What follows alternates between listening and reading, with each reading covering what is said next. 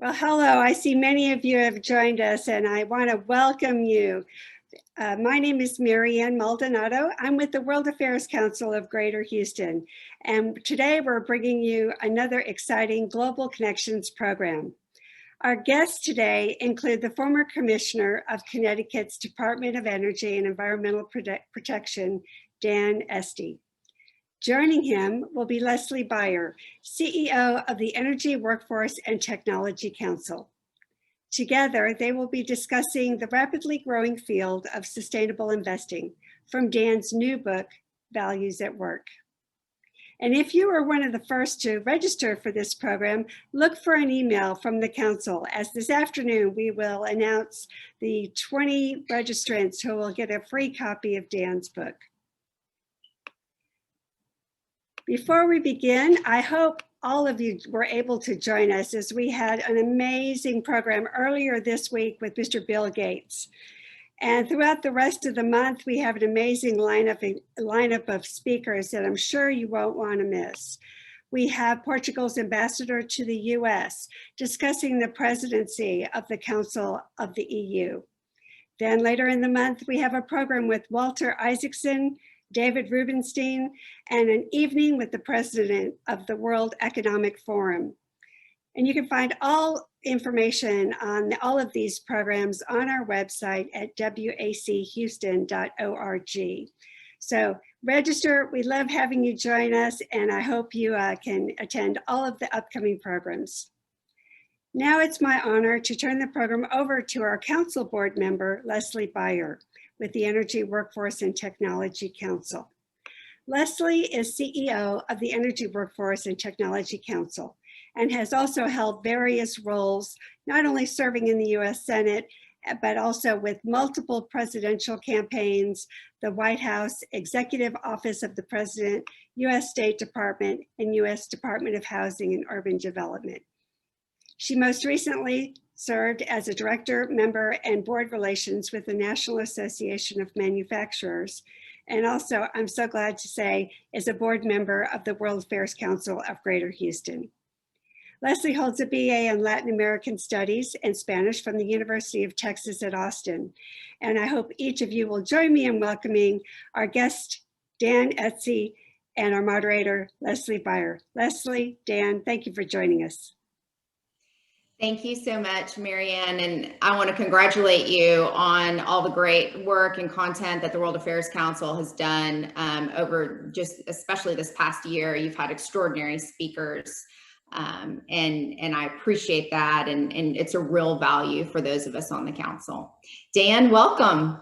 Thank you very much. Thank you to Maryanne for all the work getting this arranged, and Leslie, it's a pleasure to be with you.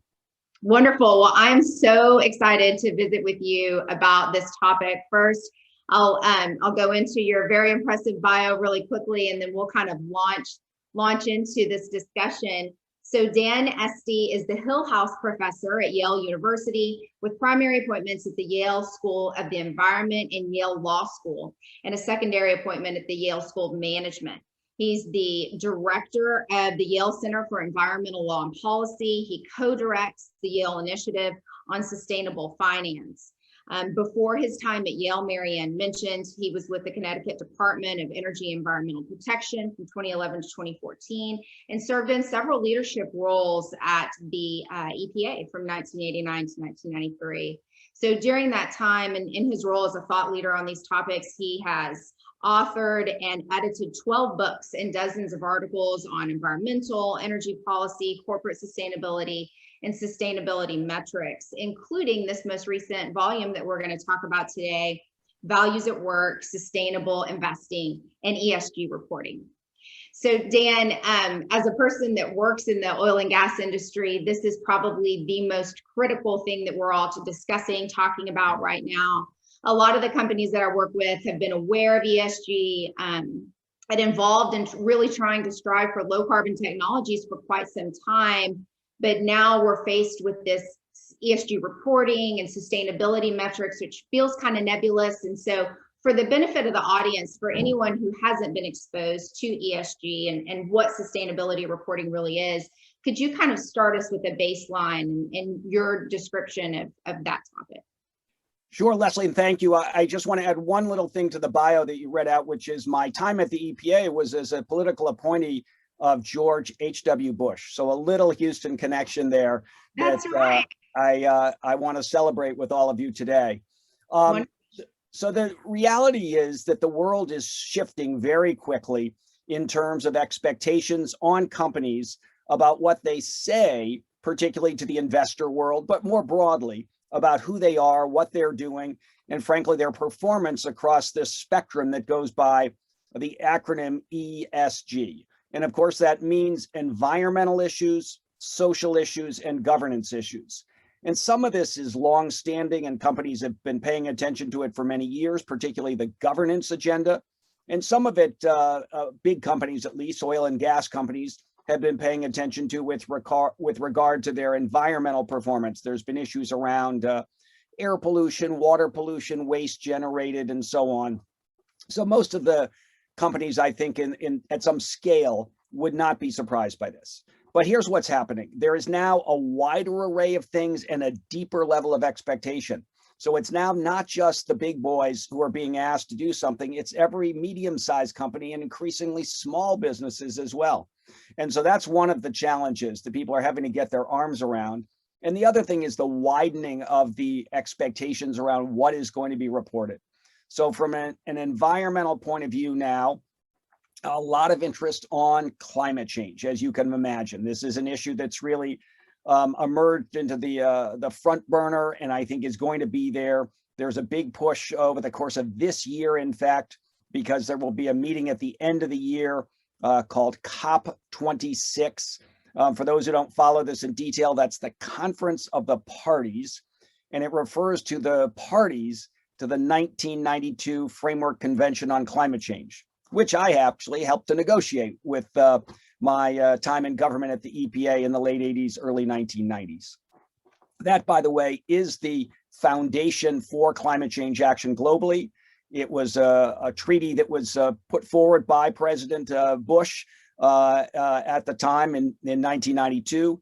It was unanimously ratified by the United States Senate. Imagine that in today's world. It's a throwback to a very different era. In any case, that climate change agenda has reemerged with great force. The Biden administration, of course, is committed to the U.S. going back into that global conversation, rejoining the 2015 Paris Agreement, which is an agreement on top of that 1992 Framework Convention. And so companies are being asked, what are you doing on climate change? With the expectation that at the end of the year, there will likely be a move globally to say that we need to move to a deep decarbonization out over the next several decades. And the kind of target that a lot of people are talking about now is net zero greenhouse gas emissions by 2050. So that's one of the issues, Leslie, we should come back to. But beyond climate change, environment more broadly remains a concern for a good number of people, and that's water use, air pollution, waste handling, toxics, land use. Another big issue in the global agenda this year is biodiversity. There's going to be a big, again, a conference of the parties to the Biodiversity Convention. So that issue you'll all see in high profile with a gathering that I think is going to still be largely virtual, but hosted by China this fall. So those are several of the issues on the environment side.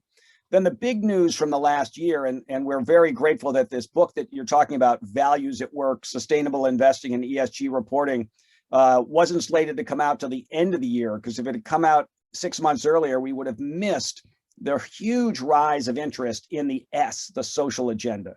And all of you, again, are well aware that suddenly there's a lot of interest in diversity in the workplace, interest in, and by the way, diversity, not just of the workforce, but of management and of the board. And it starts with gender parity, by the way, a lot of pressure around that now, but of course includes Black and Latinx participation and a whole series of issues. Questions around structural inequality, issues of racial justice. So all of that is, again, coming at companies. And what's new and different is the expectation that you're going to measure and report on it. And I think that is, people knew they had to talk about it, but now they're going to have to measure and report. increasingly. And by the way, we'll come back to one more thing about this in a moment, whether that's mandatory or voluntary. And if it's quote unquote voluntary, is it really? The third dimension is governance. And a good number of these issues have been around for a while. Board structure. Do you have separation of your CEO and chair? Do you adhere to anti-corruption policies, especially if you're a global enterprise? But there's new issues around privacy, around protection of customer data, and some things like that. So the agenda is, again, widening. The other thing I would say is that there is a growing sense that this has been largely managed in the past as a matter of private data collection, not government mandatory requirements.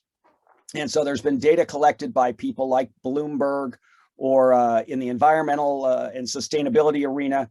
The two biggest players are a group called MSCI and another one called Sustainalytics. But you also have Refinitiv in this business. You've got a couple of others that are playing some role, particularly more in Europe. ISS Urcum is one. Another company called Robeco SAM, SAM being an acronym for Sustainable Asset Management.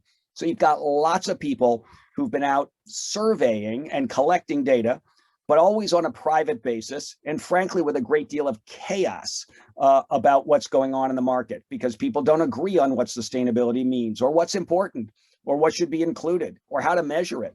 So there is quite a significant degree of confusion. And that's one of the chapters I wrote in this new book, is trying to make sense of that and understand what's the right way to look at things. And frankly, and this is especially true for oil and gas, a lot of the stuff has been backward looking and really focused on scandals and problems. And this, I don't think, is very central. I think you need to be forward looking and really ask about who's thinking about how to help the world achieve its goals across this agenda. And if your only measure is how many bad news stories do you get in the media, it really creates a distorted view. And so I think there's another issue here, which a lot of companies feel that the picture painted of them hasn't really been fair and hasn't been full or appropriate. So that's another issue. And it may get resolved, because I think you see now a trend towards making this a more mandatory framework of reporting. It's already the case in Europe. There's a European Union directive being developed that will come out in the next month or two that's going to set up a framework of government required ESG metrics, a category of things, probably of 15 or 20 of them, that companies are going to have to report on. It would not surprise me to see the Biden administration do something similar over the next year or maybe two. There's already been hints from the new SEC chairman, the Securities and Exchange Commission being where a good bit of American reporting gets framed out today. And I think you're going to see this done even without new legislation, simply by the new SEC commissioners deciding that the existing law, which requires companies, publicly traded companies, to report on any information that a reasonable investor would consider material as to whether they want to hold the stock of a company. And you're going to, I think, see them say, here's a set of issues around sustainability that we think a reasonable investor wants to know about. Please start reporting under your existing legal obligation. So again, it gives you some sense of how this issue is emerging, how it's coming at the corporate world, I think, in a very big way. And by the way, behind it, it's not just some political agenda. It reflects investor interest. What we really have seen in the last couple of years is a growing percent of mainstream investors who are saying they want to understand what's behind the companies in their portfolios. They want better alignment between their values and their investments. And by the way, again, each investor is different. For some, and I work with a couple of investment groups, for some, it's women who are saying, I want that diversity question in front of me when I'm making investments. I want to know whether companies I'm putting my money in have taken seriously the idea of women managers and women leaders, women board members. And for others, it would be climate change. You've got a bunch of universities that are saying they want to pull out of fossil fuel companies. And that raises one more thing, and I think it's an important element, is what is the frame that you look at when you decide whether a company is a leader or not?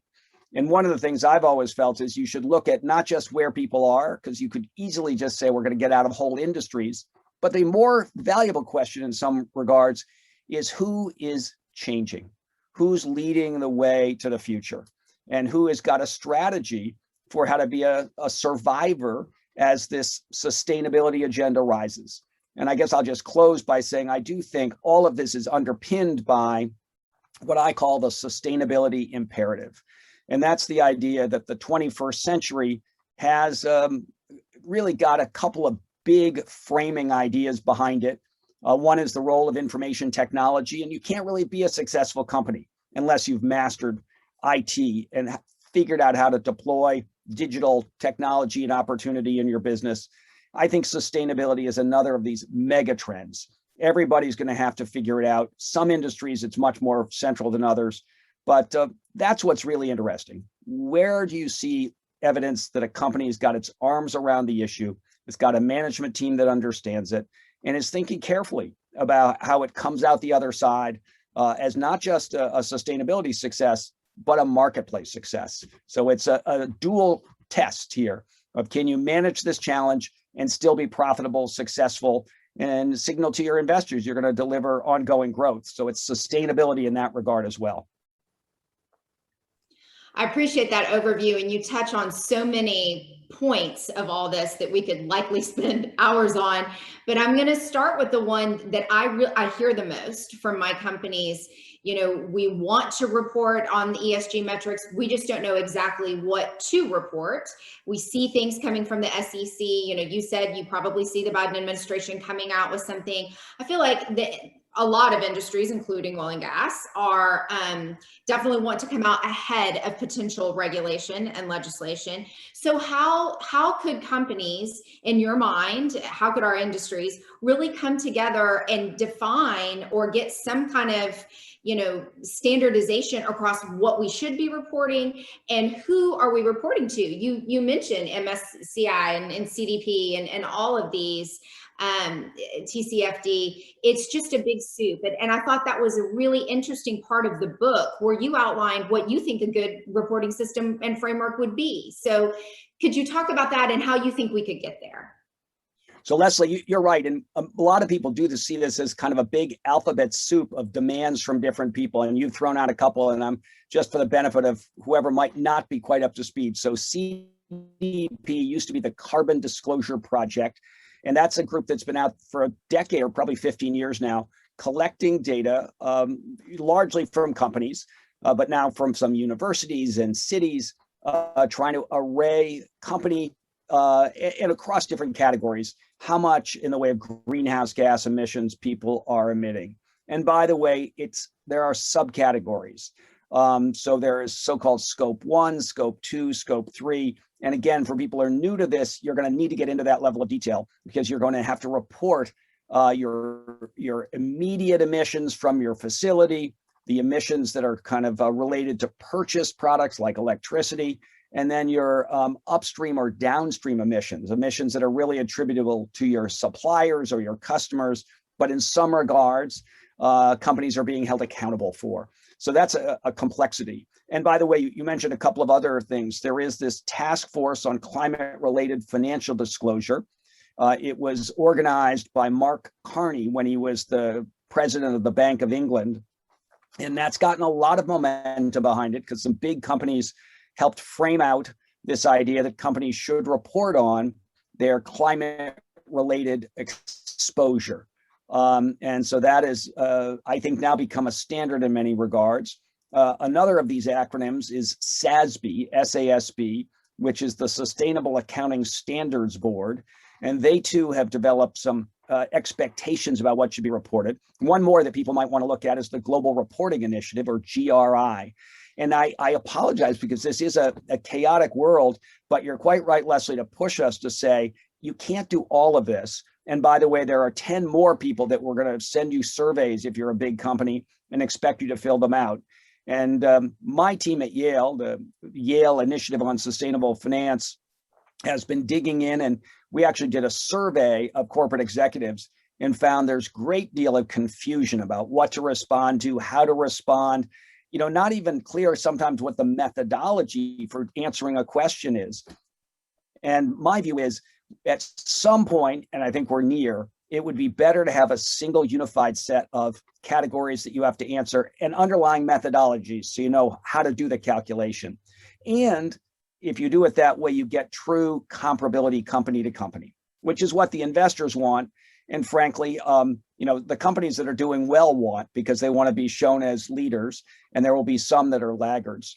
But I think that there is a need now for consolidation. And in this Values at Work book, my own chapter does lay out a picture of what that core set of metrics might be. And I think it's about 20 total metrics across environment, social, and governance, and maybe 25 by the time you get other people's interests in beyond my own.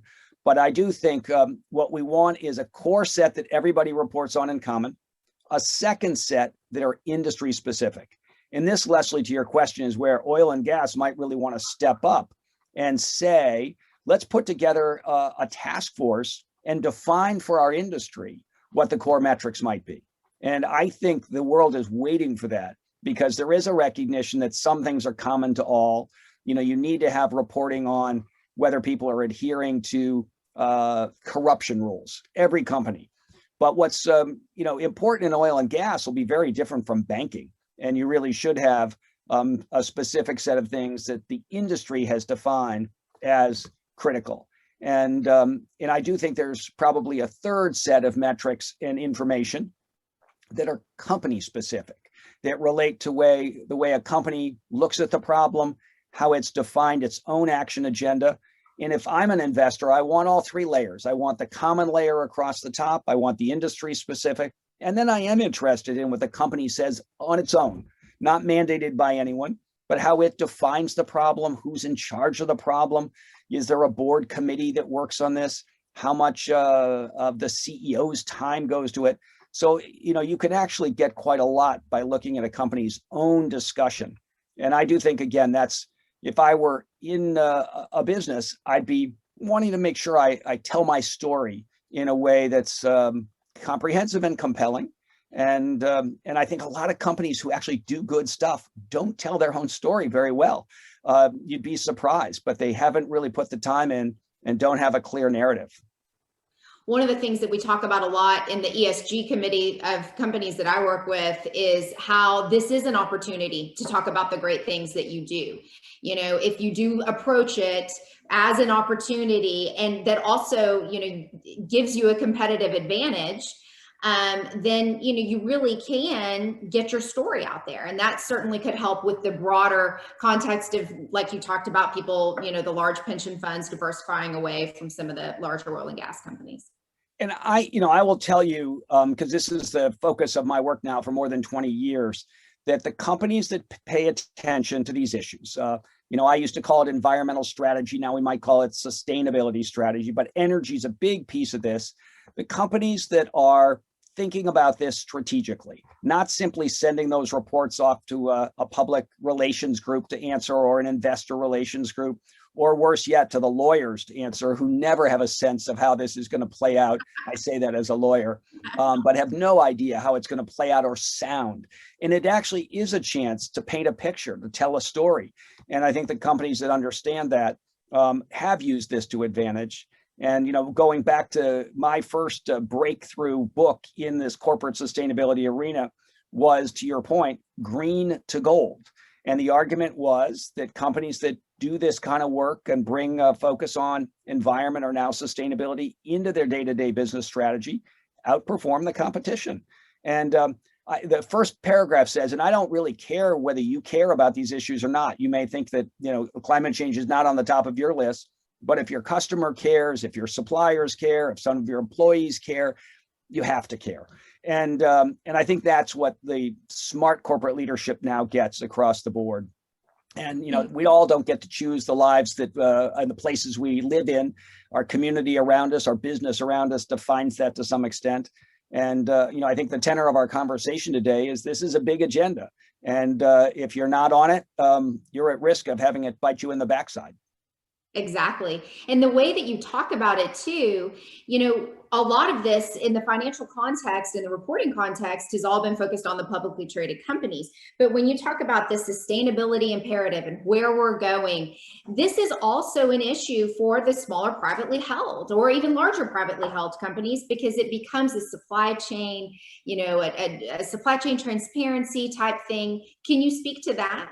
Sure. You've just highlighted another really important point about this, which is why I think it's almost inescapably has to be seen as a mega trend. That is to say, unavoidable, even by a privately held company. And let me just point out that in the book that we've been talking about, this Values at Work book, we have chapters on a whole range of asset classes. So it's not just publicly traded equities, it is private equity, it's infrastructure, it's bonds.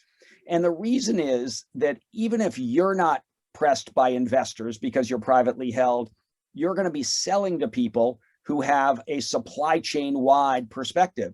And they're going to expect you to report in on the products you're selling or the services you're selling to them, because they're going to then report to their investors and customers.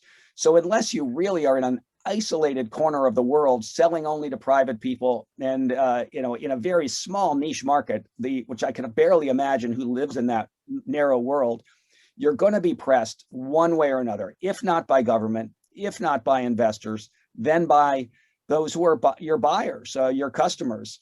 And by the way, especially if they are business to business customers, because those B2B players are often big and sophisticated and put huge pressure on their suppliers because they're the ones often on the front line who are making public commitments.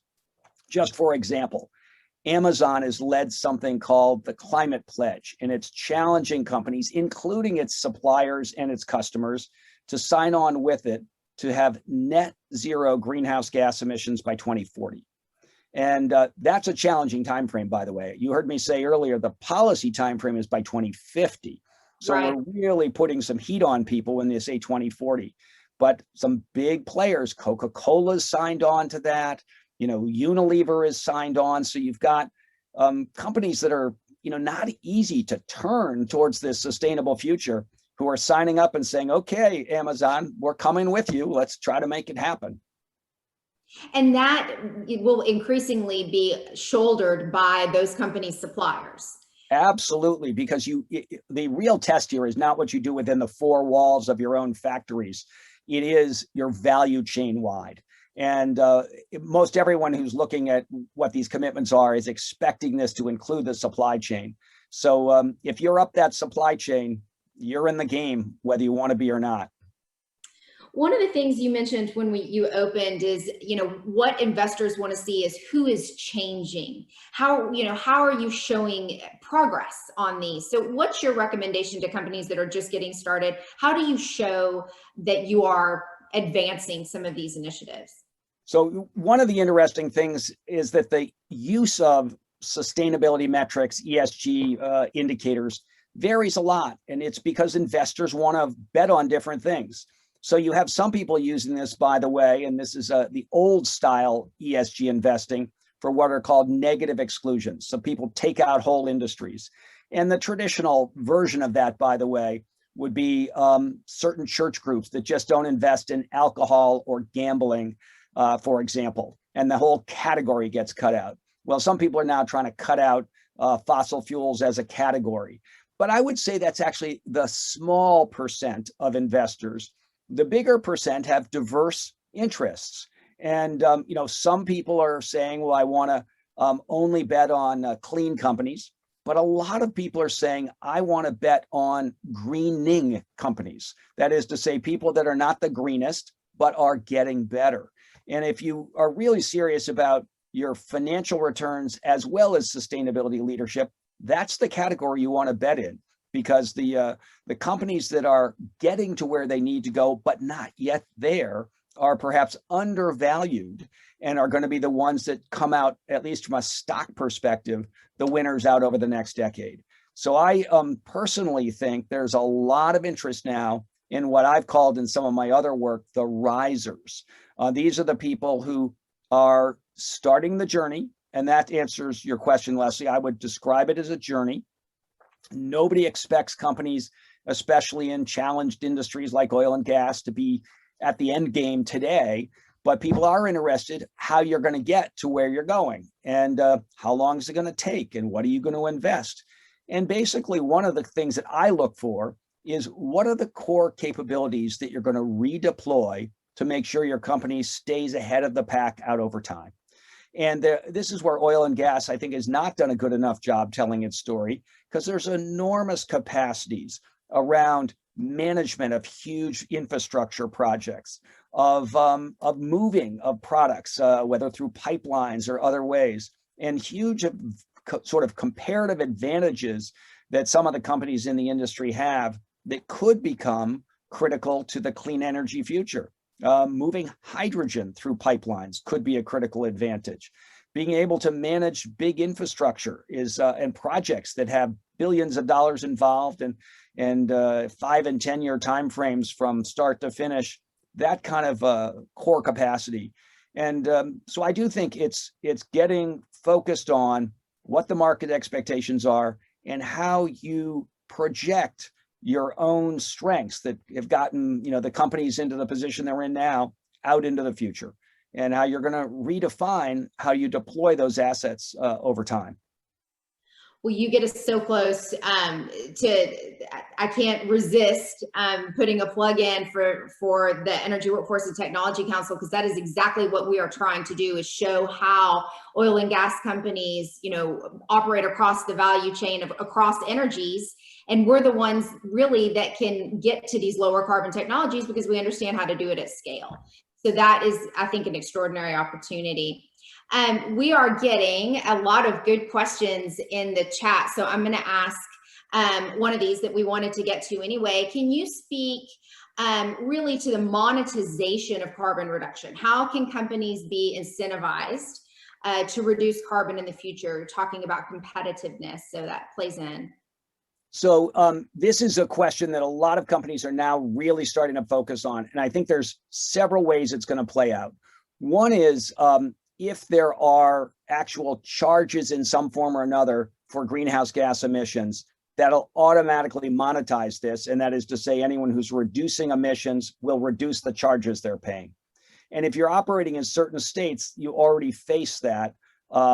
Which is to say, if you're in California, there's already a cap and trade program in place and effectively a carbon charge.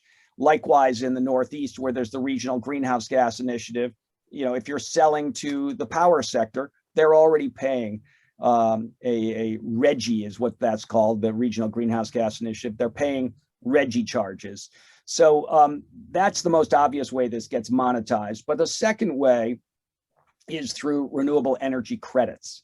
And there are a whole slew of companies. In fact, some of the ones that are out there in bright lights with trumpeting their push to be net zero emitters by 2040 or something are doing it at least in part by buying clean energy or renewable energy credits. And so that is another way this gets monetized. So people who are positioned to take emissions out of the system one way or another may in fact be able to sell those reductions, the accounting for those reductions as a credit in certain contexts. And I think the biggest piece of this that I would say I would be urging all of your participants in your group to think about is the best way to monetize this is to solve your customers' sustainability challenge. If you can help your customer reduce greenhouse gas emissions, or for that matter, water use or air pollution, you are going to have a big opportunity, because as your customer gets more and more pressure to report on their sustainability performance, they're going to turn to suppliers who are helping fix the problem for them. And so anyone who's got cutting edge technologies or strategies that allow their industry to move in the right direction is going to have market opportunity that I think will pay off in a big way in the years ahead. And just to plug Houston as an emerging, sustainability hub, I think a lot of that is happening in Houston. When you talk about those technologies, in my mind, I think carbon capture, Houston really has a great opportunity here because of everything that's going on as a technology hub to play a part of that, I think. Well, I think you see places like Houston suddenly realizing that this whole issue shouldn't be seen as just a burden and a problem, but as an opportunity. And it is for sure the case. And let's be clear, not everybody comes out a winner, but people that have technologies to bring to bear, innovative spirit to apply to this problem set. And if you think about, cities like Houston have always been at the forefront of breaking out new ways of doing business, transforming the industries in the area. And if there is a capacity to do that again and help this, set of industries, it's really a set of industries, yes, move to what's required for success going forward in the 21st century, there will be some big fortunes made as that process unfolds over the coming decades. Absolutely. Well, in the interest of time, we'll just do one last question that I've gotten from the chat. And it's a little specific. I'll make it broader. It says, why does China get exceptional treatment being a large global polluter? It's known they misreport their figures under national security. Could you speak maybe a little bit more maybe to, how we're approaching that global conversation with accountability? So this is a very important thing, and the reality of the global conversation is changing pretty fast. And let me just say, I take seriously the premise of the question that China has historically been a misrepresenter of their place in this world. And one of the most interesting things for someone like me who watches this conversation close in was what happened in the run-up to the 2015 Paris Agreement. In a not very well publicized, but visible to some of us, announcement just ahead of that conversation in Paris in December 2015, China restated its decades of greenhouse gas emissions reporting. And it restated and marked up how much emissions it had done by something between 30 and 40%. So it had underplayed it. Now, why did China do that? Because one of the things in that 2015 Paris Agreement is a commitment to, in effect, auditing of what people are reporting. So while it's been true in the past that people have gotten away with misrepresentations, incorrect information, false data, or in the case of China, my view is they reported whatever their 5-year plan said. And it wasn't necessarily measured. It was just reported as the plan declared we were going to do this, we did it. Now they're going to have to present to the world community. There will be cross checks. There is a whole program. And by the way, that's one of the central agenda items in this meeting in Glasgow in November, this Conference of the Parties, COP26, is on checking up on whether people met the targets they declared. And by the way, let's be clear, the Paris Agreement has done something very different than the prior agreements, which was to say there's no mandatory target everyone has to sign on to.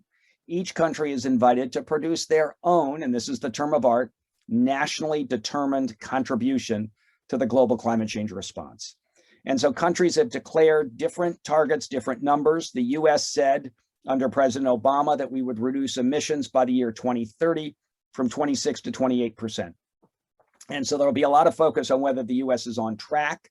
And what will be interesting, by the way, is the US will not be as far off track as some people might have imagined, given that the 4 years of the Trump administration, this issue did not get a lot of federal government attention. But what it did get across the United States was a lot of state government attention and, surprising as it may seem, a lot of corporate attention. So the fact that the US is close to its Paris trajectory, Paris commitment, is a function of private sector leadership, as well as state and local governments that are following in. Now, in China, they originally committed to something that was considerably less aggressive than all of Europe or the United States or Canada, Australia, Japan, our allies. But they have now stepped up their game, and they have actually taken a step to say that they will be net zero emissions by 2060. That's a little behind the kind of prevailing policy idea that it should be 2050, but not way off. And they'll no longer be able to report falsely because there is a whole lot of auditing going on. And by the way, we have lots of capacity to track this in various ways. So the era of false reporting gives way to the era of big data. And we have so many ways to literally look at this, whether it's drones flying over the power plants or tracking coal movements. there is so much information. And by the way, the most important thing vis-a-vis China is that they had originally committed to the much more modest goal of letting their emissions rise to 2030 and then start to go down. Whereas the US was already committed to a 26 to 28% reduction by 2030. But China is now really going all in ways that I find competitively a bit of a risk to us on some of the critical technologies that are going to be required for deep decarbonization, as we now call it. They're investing heavily in batteries and electricity storage, in electric vehicles. They're investing heavily in wind turbines, in solar arrays. And again, if you see in Texas, where you guys, and I guess this is a bad moment to talk about electricity in Texas, but it is the case that Texas is one of our leading wind power states when the weather is not so frozen that everything breaks down. But what's challenging is that a good number of those wind turbines are from China. And so we have lost some of the leadership on critical sectors. And I think China's commitment to be a serious greenhouse gas player in the years ahead is based on their view of these markets becoming globally significant and wanting to be big players. And from a competitiveness point of view, that jars me. I would like the United States, with its enormous innovation capacity, with an unmatched potential for creativity in the business world, to take back some of the leadership on these critical industry categories that are going to transform, and where I think we want to be strong. And that's where I hope, Leslie, you're going to help steer an industry that could lead the way to reassert American leadership, building on a base of innovation, building on our entrepreneurial capacities that are unmatched, our economic creativity, which, if you look, over decades, the U.S. is unparalleled. So my own view is that yes, we should keep an eye on China. Yes, in some ways they're taking advantage of having been a developing country, which they're not so much anymore. But it's really their investment in the industries of the future that has me more worried than whether they're not setting a standard as strong as some others, or whether they're misreporting, or at least historically misreported. Dan, I could not agree with you more on the sentiment that, we really should reclaim a lot of that leadership on behalf of the United States because of our capacity for innovation. And I think that's a great place to end it. I could talk to you about this all day. I appreciate so much you taking the time to go over this. We've put a link in the chat to Dan's book, this most recent one, Values at Work. We also put a link in the chat to an ESG certification program to understand the basics from the Energy Workforce and Technology Council. And I just thank everyone for dialing in and listening to this discussion today. Dan, thank you so much for your time. We appreciate it and your expertise so much. Everyone have a great weekend. Thanks so much. Really a pleasure to be with you, and glad to contribute to your string of wonderful conversations. Thank you.